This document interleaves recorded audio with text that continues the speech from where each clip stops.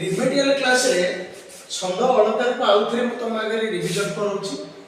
प्रथम कथा होची गोटे आलोचना करबा छंद प्रथम आगे काहू कहबा जे छंदर वैशिष्ट्य कोन आउ तार साहित्य पय अवदान केते बा साहित्य क्षेत्र रे उत्कल साहित्य क्षेत्र को केते आगो को नउची तार भूमिका केते ता विषय में टोटल डिटेल तुमको डिस्कशन करूची। जे प्रथम कथा होची छंद आगे काहू कहबा ना से कहला पद्य और कविता रचना रे एक निर्दिष्ट नियम गोटे निर्दिष्ट नियम थाए जहा को कहा जाय कोन ना छंद बोली।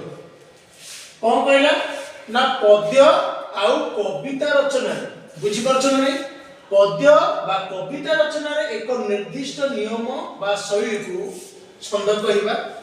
तो नियम और शैली को माने प्रत्येक जिनिस रे किछि ना किछि गोटे नियम थाए गोटे जिनिस को आगु करबा तो सेमिति पद्य कविता रचना करबा बा गठन करबा को गोटे निर्दिष्ट नियम भी सेहि भली अछि ताको ही कहबा हम सेहि जो नियम बा शैली को छंद कहै।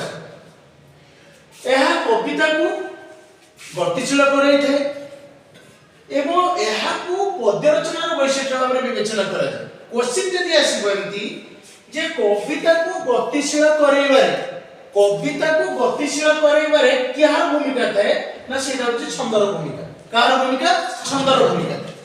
जदि क्वेश्चन आसीबो पदर वैशिष्ट्य का भाव काहा को विवेचना करा जाय ना पदर वैशिष्ट्य भाव रे मध्ये से छंद को विवेचना करा जाय। बुझि परछन बुझि परलनी